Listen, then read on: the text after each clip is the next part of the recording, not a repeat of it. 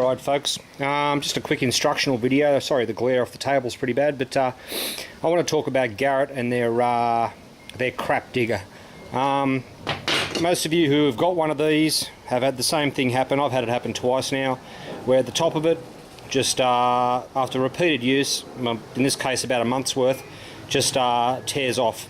I've got a quick fix for this that I'll show you, but you would think that Garrett would know this is a problem and would have taken steps to rectify it themselves. But hey, alright, the things you'll need.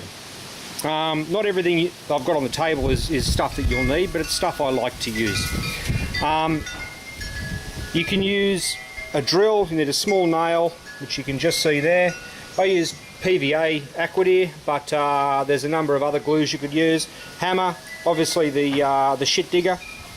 Rasp, or if you're feeling really adventurous, I like to use an angle grinder with a flapper disc.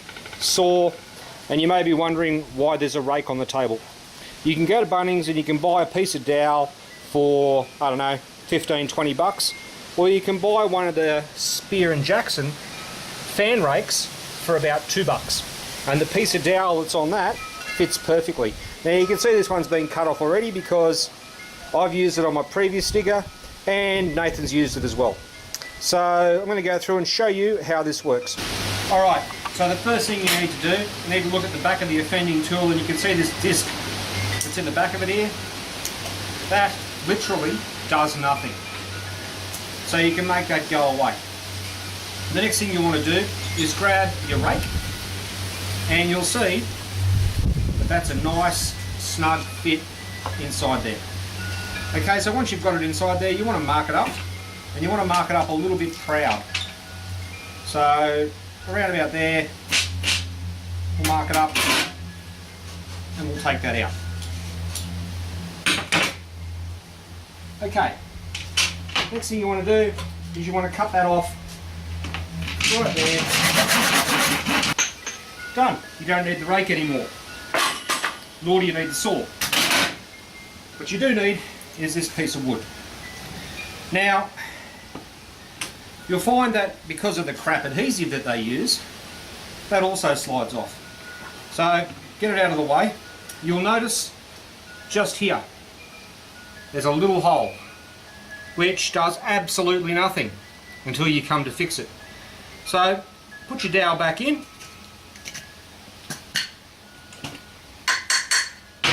Bit of a tap with the hammer. And the next thing we want to do, now I'm going to pre-drill this hole, but you don't necessarily need to, but it kind of stops your dowel from splitting.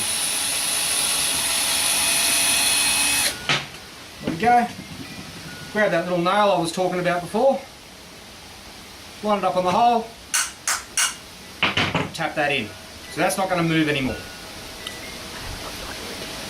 Excellent. Right, so you can go along if you want with the rasp and round that off so it's nice on your hands. So what I'm going to use instead of that rasp is the flapper disc. I'm going to do a bit of talking now because it's going to get noisy. All I want to do is just round that off a little bit so it's kinder on my hands. So let's do that.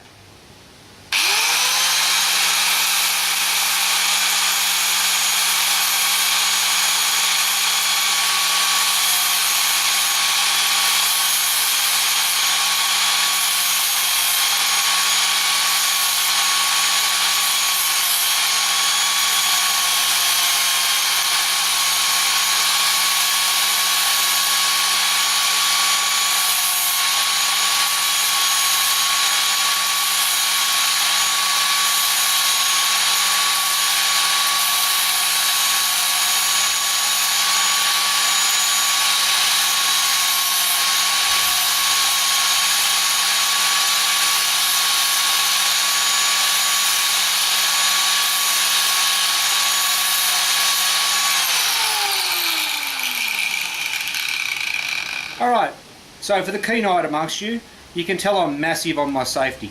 My grinder's missing a guard, I'm not wearing gloves, and if you could see my face you'd know that I wasn't wearing eyeglasses, nor am I wearing hearing protection. But that's on me. Kids, if you're doing this at home, wear the right gear. Alright, so now we're going to go back over and finish it up. So we've got that in there nice. That's nice on the hand. It's not going to hurt me at all. The last thing I want to do is reattach the grip. So you want to get in there, get as much of the sand and crap out as you can. Now, I use, like I said, this Aquadeer. It's the interior quick set. It does an alright job at bond stuff, so just get yourself in there and give it a healthy smear, because you're going to smear it down over the top of it anyway. Just make sure you've got it around the interior. Okay, the last thing you're going to do is push that on. Okay, there'll be some excess come out.